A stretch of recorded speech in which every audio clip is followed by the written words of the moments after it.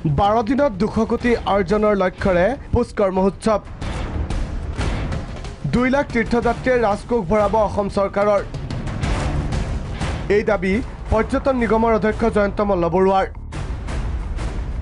নমামি ব্ৰহ্মপুত্ৰৰ পিছত চৰকাৰে পুষ্কৰ মেলা আয়োজন কৰিবলৈ ওলোৱা খবৰৰ পিছতে তীব্ৰ ভাষাৰে সমালোচনা কৰা হৈছিল চৰকাৰক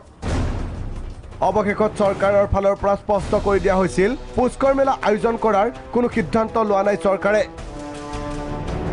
পিছে এইবাৰ মাছ বুলি নাখায় জিজি বুলি খাব চৰকাৰে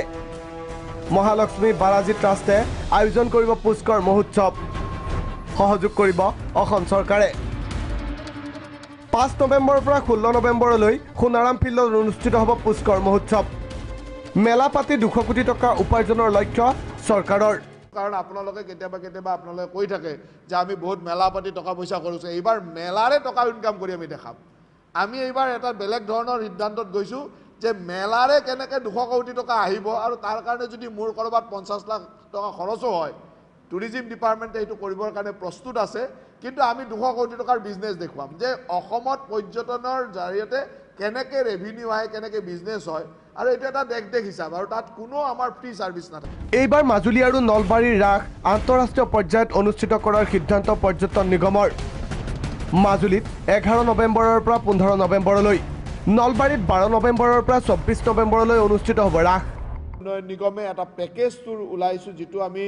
ৰাষ্ট্ৰীয় আৰু আন্তঃৰাষ্ট্ৰীয় পৰ্যায়ত তাৰ প্ৰচাৰো চলোৱা আৰম্ভ কৰিছো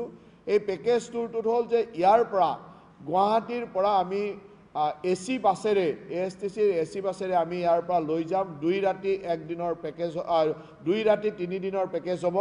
ইয়ে গুৱাহাটীতে আজিয়ে বুক কৰিব পাৰে এটো অনলাইন বুকিং হ'ব যিকোনো মানুহে আজিয়ে বুকিং কৰিব পাৰিব যে তেওঁলোকে মাজুলীৰ ৰাস যদি চাব খোজে আজিয়ে বুকিং কৰি সেই চৰকাৰৰ মেলামুখিতা হততে সমালোচিত হৈ থকাৰ পৰত পৰ্যটনৰ নামত খেহতীয়া আঁচনিৰ শেষ ফলাফল হ'ব লক্ষণীয় ভিডিঅ' জাৰ্নেলিষ্ট সৌৰভৰ সহযোগত ববিতা গগৈ প্ৰাগ নিউজ